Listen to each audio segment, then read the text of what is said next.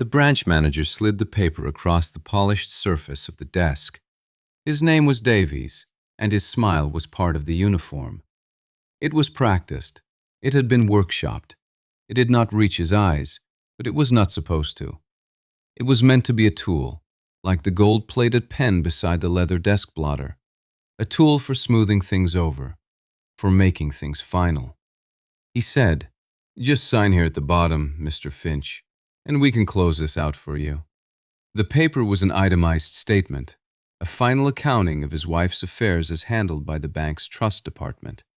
Most of the numbers were expected. Small movements of a small life, tallied and recorded. But one line was new. It was small, almost an afterthought. A $45 charge. Beside it, the words, "Notary and document handling fee." Arthur Finch did not pick up the pen.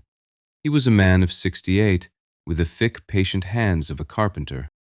Hands that had spent 40 years learning the difference between what was plumb and what was merely close enough. He looked at the line item, then at the young man in the suit. The smile on Davies's face tightened by a millimeter. A barely perceptible adjustment in the face of inertia. He had expected a signature. He had not expected a pause. Arthur pointed a steady finger at the charge. The nail was clean, but the cuticle was worn, a lifetime of work ground into the edges. "I won't be paying the $45. His voice was not loud. It was not angry.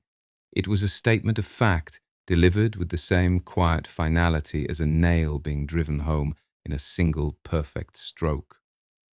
The room, a glass-walled office in the middle of the bank lobby, seemed to go still. Beyond the glass, daily commerce continued. A teller laughed, a deposit slip was stamped, but inside the office, the air had thickened. Davies's smile faltered, then reset itself. "Sir, that's a standard fee." He spoke with the careful condescension reserved for the elderly or the confused. "It's for the verification and notarization of the will before filing with the county. It's policy." Arthur Finch did not move. He did not argue. His gaze remained on the paper, on the small number that had stopped the world from turning. He had known it would be there. He had, in a way, been waiting for it for 3 weeks. The $45 was not the issue. It was the key. It was the loose thread that, when pulled, would unravel something much, much larger. The bank manager cleared his throat, a small, dry sound. He was used to agreement. He was used to the bereaved being tired, sad, and eager to be done with paperwork. He was not used to this quiet, unyielding stillness. He was an institution, and the man across from him was just a man. The institution was about to learn a very old lesson, the kind of lesson that is never taught in business school. It is learned in quiet rooms, long after the lawyers have gone home. It is learned from men who do their homework. To understand why Arthur Finch was prepared to sit in a silent bank office over a $45 fee, you have to go back. Not just 3 weeks, but 22 years. You have to go back to a kitchen table, a pot of coffee, and a promise made between a husband and a wife. Eleanor, his wife of 42 years, had been the one who believed in institutions. She believed in banks, in legal documents, in doing things the proper official way. "It's safer there, Art," she had said in 1985, sliding a brochure from the bank across their oak table, the same table he had built for her as a wedding gift. "If we leave the wills with them, they'll be safe. When the time comes, they'll know exactly what to do. They'll do it right." He hadn't been so sure. He trusted things he could touch, things he could measure, wood, steel, a square deal. He did not trust promises printed on glossy paper, but he trusted Eleanor. So they went. They sat in an office much like the one Arthur was in now, though the carpet had been thicker then, the wood darker. They signed their wills, 2 lives distilled into legal paragraphs. They paid the bank a one-time fee of $150 for lifetime will safekeeping, the man in the suit had called it. He had given them a receipt and a copy of the brochure Eleanor had first brought home. One fee for life. For peace of mind, the brochure promised. No hidden costs. Now, 22 years later, Eleanor was gone, and 3 weeks after the funeral, Arthur sat at that same oak table alone. The house was quiet in a way that felt wrong, like a tool that had lost its edge. He began the slow, painful work of sorting through a shared life. He opened a shoebox tied with twine. Inside were the important papers: birth certificates, their marriage license, the deed to the house. And at the bottom, in a stiff manila envelope, were the bank documents from 1985. He found the carbon copy of the receipt for $150. He found the glossy brochure, its colours slightly faded. He read the words again. No hidden costs. He sat for a long time, the paper resting in his hand. The next morning he went to the public library. He did not use the new computers. He went to the reference desk and asked for the microfiche archives. The librarian, a woman who had been there for 30 years, showed him to the old reader, a blocky machine humming in the corner. He started with federal banking regulations from the 1980s, then worked his way back. It was slow, tedious work. Hours spent scrolling through blurry, miniaturized text. He was not a lawyer, he was a cabinet maker, but he knew how to be patient. He knew how to look for the single piece that would make the whole thing fit. On the second day he found it, the Fiduciary Depository Act of 1977. It was an obscure piece of consumer protection legislation, passed in the wake of scandals most people had long forgotten. He scrolled through the articles, the sections, the paragraphs, and then he saw it. Section 4, paragraph B. It was a dense, legalistic sentence, but its meaning was as clear as a chalk line on a plank of cedar.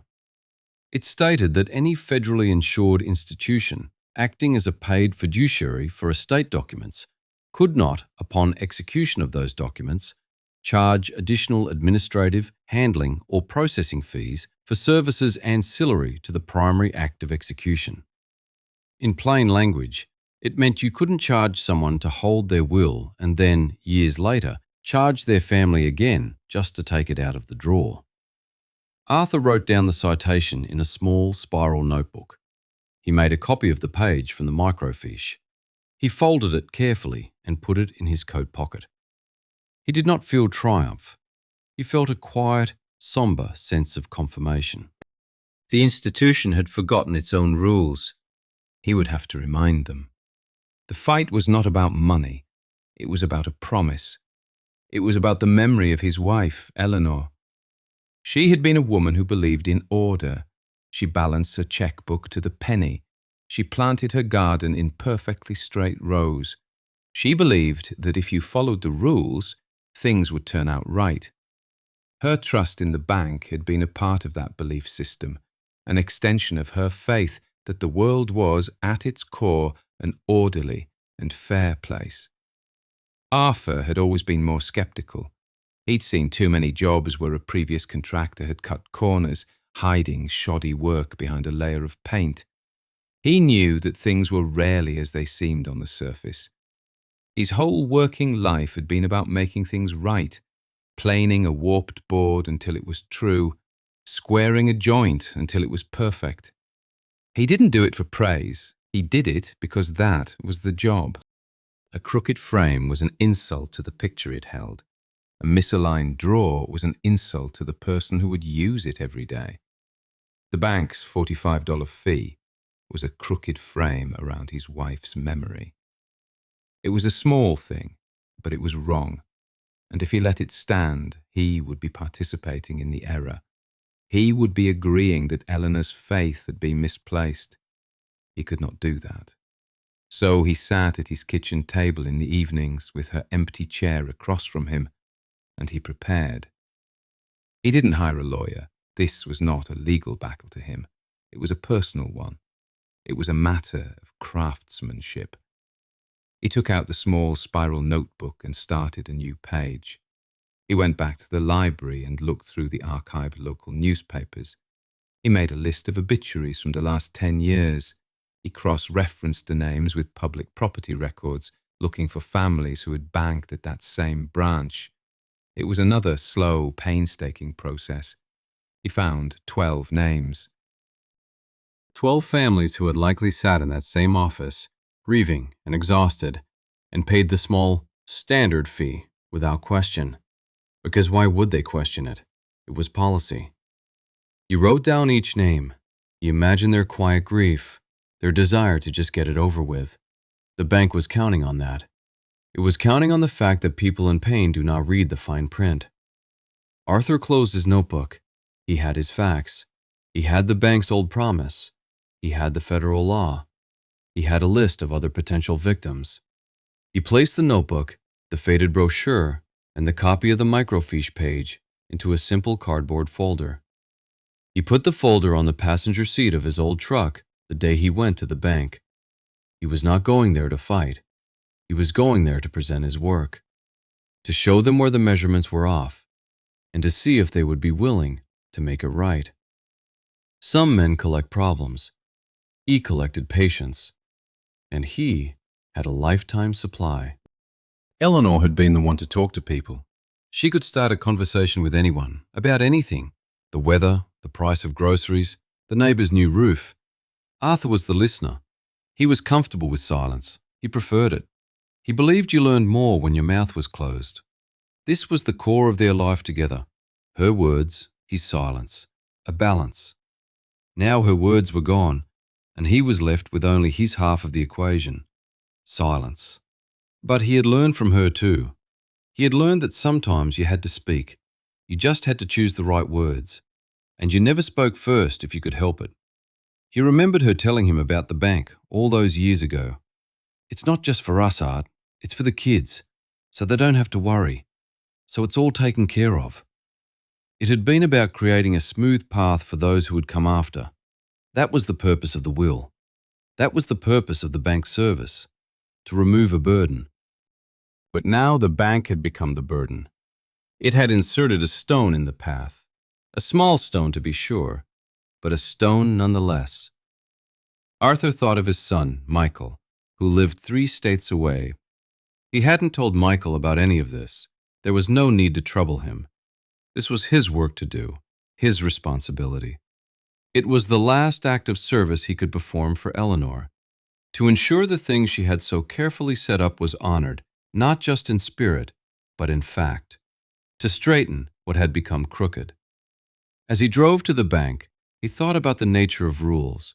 He had lived his life by them, the rules of geometry, the rules of physics. You couldn't cheat wood, it would warp. You couldn't cheat gravity, it would win. He believed the same was true of moral rules. You could cheat them for a while, you could paint over the cracks, but eventually the structure would fail. The bank had been cheating a small rule for a long time, so long they had forgotten it was cheating. It had become policy. It had become standard, but it was still wrong. The foundation was still cracked. He wasn't there to tear the building down. He was there to point at the crack. He would do it quietly. He would do it with respect, but he would do it. He parked his truck, an old Ford that had been paid for in cash 15 years prior. He took the cardboard folder from the passenger seat. He walked into the bank, the automatic doors hissing open. The air was cool and smelled of paper and faint perfume. He asked the woman at the front desk for Mr. Davies. He had an appointment. He sat in a chair and waited. He did not look at his phone. He did not read a magazine. He just sat, patient, ready. The quiet knower in a room full of assumptions. Back in the glass office, the silence stretched. It became a presence in the room, more powerful than the manager's polished words. Davies shifted in his chair. He was a man accustomed to being in control, and the control had slipped from his grasp. "It's policy," he said again, his voice a little thinner this time. Arthur Finch reached slowly into the inner pocket of his coat. He did not move with haste. Every motion was deliberate, measured. He withdrew a folded piece of paper. It was the bank's own promotional brochure from 1985, yellowed at the creases. He unfolded it carefully, as if it were a historical document, and placed it on the desk between them. He did not slide it. He placed it. He then pointed again, this time to a line of text under a heading that read, "Our promise to you." His finger rested beside the words. Arthur spoke. "One fee for life, for peace of mind, no hidden costs." He read the words aloud, his voice even and low. He wasn't accusing, he was merely reading. Davies stared at the brochure. He had never seen it before. It was an artifact from an era of different fonts, different logos, a different company culture. He picked it up. The paper felt thin, fragile. "That was a long time ago, sir." He tried to smile again, a weak imitation of his earlier confidence. "Things change. Promotional materials aren't a binding contract." He sounded as if he were trying to convince himself as much as Arthur. Arthur said nothing. He simply let the manager's words hang in the air and evaporate. The argument was weak, and they both knew it. His silence was a response. It said, "Try again." Davies put the brochure down. He looked cornered. He leaned forward, gesturing toward his computer screen. "Look, Mr. Finch, our system automatically adds the fee. It's part of the estate settlement package. I can't just remove it." He was appealing to the higher power of the machine, the inflexibility of the code. It was the argument of a man who had forgotten how to think for himself. The computer says so, therefore it is so. Arthur's gaze did not waver. He let another moment of silence pass. Then he spoke again, his voice still quiet, still calm. "Then your system is wrong." The simple declarative sentence landed with the weight of a court judgment. It did not allow for argument. It was not an opinion. It was a conclusion. Davies, flustered and out of his depth, reached for the last resort of the modern functionary, the appeal to a higher, unseen authority. He pressed a button on his desk phone. "Let me get our regional legal counsel on the line. He'll explain it better than I can." He seemed relieved to be passing the problem upward, to be handing this quiet, immovable old man off to someone paid to argue. The speakerphone crackled to life. A voice filled the small office. It was smooth, professional, and entirely devoid of warmth. "This is Robert from Legal. What's the issue, Mark?" Davies, whose name was apparently Mark, quickly explained the situation. He framed it as a misunderstanding. A valued client, a bit confused about a standard fee. He held up the old brochure to the phone's microphone as if the lawyer could see it. "He's citing this old promotional flyer." The lawyer, Robert, chuckled, a dry, dismissive sound. "A flyer isn't a contract, Mark. You know that. Tell the gentleman we appreciate his diligence, but the fee is standard and required for the service rendered." That's the first argument. The institutional dismissal. Arthur Finch waited for him to finish. He then reached into his cardboard folder and took out a second piece of paper. It was the carbon copy of the receipt from 1985. He placed it on the desk next to the brochure. He spoke toward the speakerphone. "I have the paid receipt for lifetime will safekeeping. The fee was $150. The service was paid in full in 1985. The word lifetime is on the receipt." There was a pause from the speakerphone. The smooth voice returned, a fraction less confident this time. "Okay," he said the word slowly. "Okay, I see." Well, that's a legacy product, obviously. But even so, state and federal banking regulations have been updated significantly since then. Any agreement from that era would be superseded by current law. The notary service is a separate legal act with its own requirements. The fee stands. That was the second argument, the appeal to changing regulations. The past is irrelevant. Arthur did not move. He did not consult any notes. He had done his homework. The facts were arranged in his mind as neatly as tools on his workshop wall. He spoke again, his voice clear. The Fiduciary Depository Act of 1977 has not been superseded. He paused. Section 4, paragraph B, specifically prohibits a paid fiduciary from charging duplicative administrative fees for services ancillary to the execution of a secured document. A notary action performed by the holding institution falls under that ancillary service clause. He recited it from memory. Not in the grand voice of a courtroom orator, but in the plain, steady tone of a man reading instructions. Complete silence from the speakerphone. The only sound was the faint hum of the bank's air conditioning. Davies, the manager, looked from the silent phone to the old man's calm face. He was witnessing a quiet, systematic dismantling.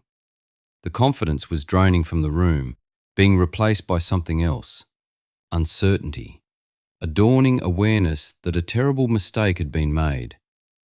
The lawyer spoke again, his voice stripped of its earlier polish. It was now cautious, probing. "What was that citation again?" he asked. Arthur repeated it, slowly, clearly. The sound of typing could be heard faintly through the speaker, a search being conducted, an assumption being verified. And in the long, stretching silence that followed, Arthur Finch knew. He knew that he had been right. The room waited. The silence on the other end of the line was the sound of an institution checking its own rulebook and finding a chapter it had torn out and forgotten. When the lawyer, Robert, finally spoke, his tone had undergone a complete transformation. It was no longer dismissive or authoritative.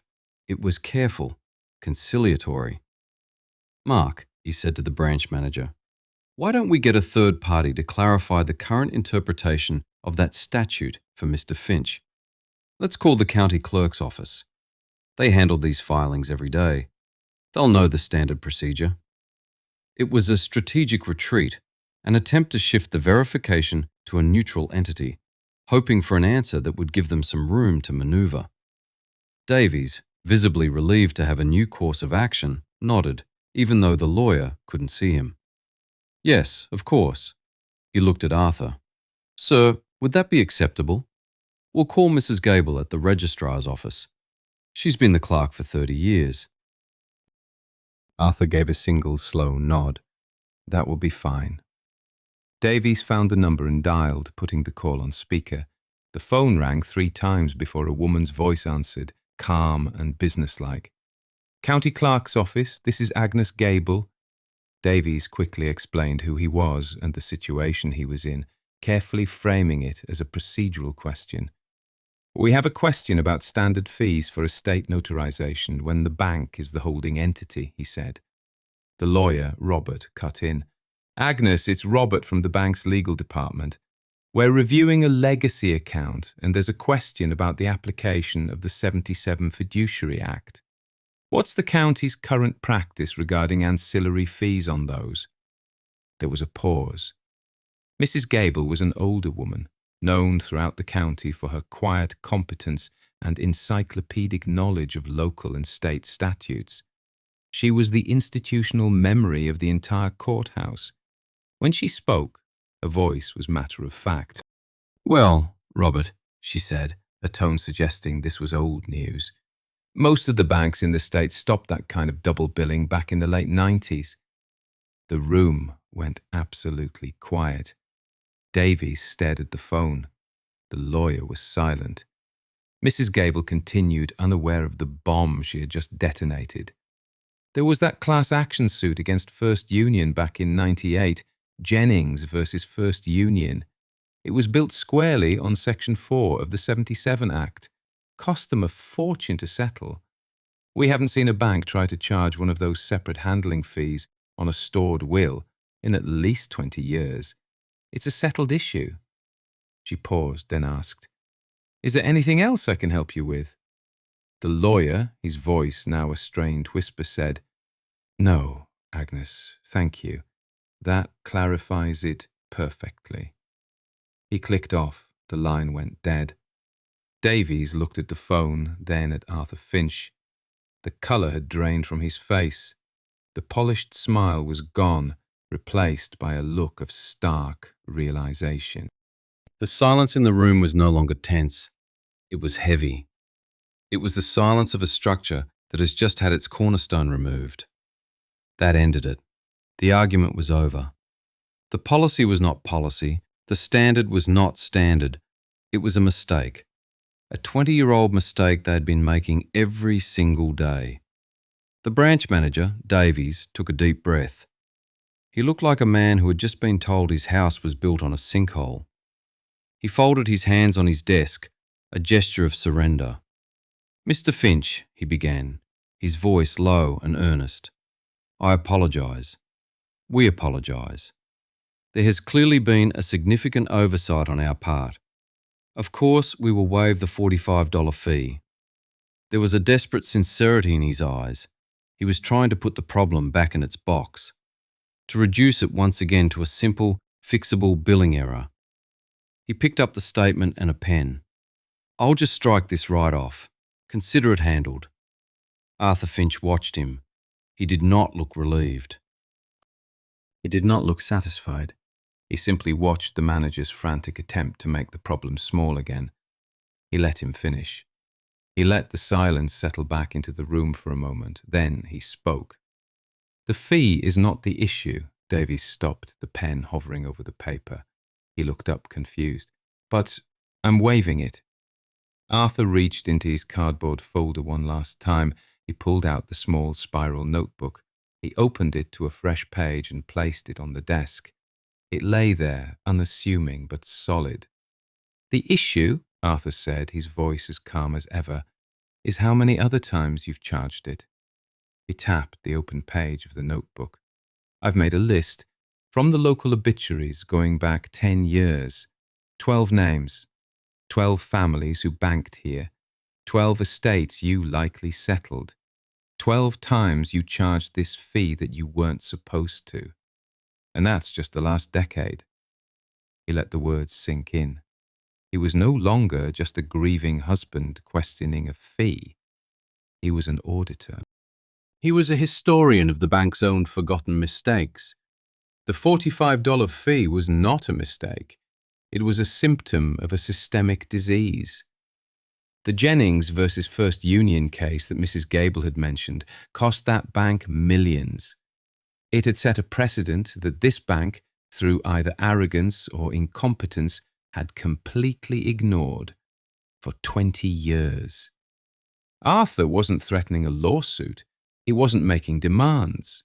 He was simply laying out the facts. He was presenting the full scope of the problem he had uncovered. The problem was not his $45.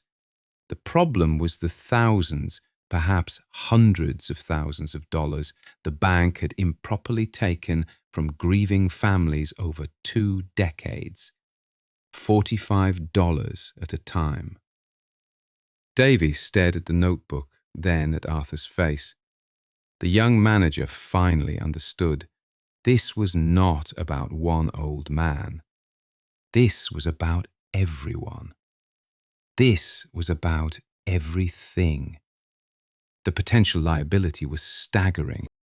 The quiet man in the worn coat had, with patience and a trip to the library, uncovered a multi-million-dollar error. Arthur Finch did not gloat. He did not raise his voice. He had presented his findings. The work was done. He slowly closed the spiral notebook. He gathered his papers, the faded brochure, the carbon receipt, and slid them back into his cardboard folder. Each movement was precise, unhurried. He stood up. The branch manager, Davies, remained seated, looking at the empty space on his desk where the evidence had been. He looked small behind a large, polished desk. The tools of his authority, the pen, the phone, the confident smile, were useless now. They were props on a stage where the play had taken an unexpected and disastrous turn. Arthur looked at the young man. "I'll expect you to do the right thing," he said. It was not a threat. It was an expression of principle, a final, quiet instruction. He expected the bank to identify every family they had overcharged since 1977. He expected them to return the money, with interest. He expected them to correct the foundation of their business. He did not need to say it all. It was implied in those 7 simple words. He turned and walked toward the door of the glass office. He did not look back. He walked through the lobby, past the tellers and the customers, a quiet, anonymous man in a clean shirt and work boots. The automatic doors hissed open, and he stepped out into the afternoon sun. The auction was over. The bidding was done. He had not come for money. He had not come for revenge. He had come to make something crooked straight. And it was straight now. Or at least the process of straightening it had begun. The rest was up to them. The true weight of the resolution was not in a courtroom verdict or a massive settlement check paid to him. It was in the silence he left behind in that office. It was in the dawning horror on the manager's face. It was in the quiet, devastating knowledge that their entire system was built on a forgotten mistake, and a single, patient man had found the proof. The institution had stumbled. Dignity, for Eleanor and for all the others, had been quietly restored. Done. 1 week later, Arthur Finch was in his workshop. The air smelled of sawdust and linseed oil.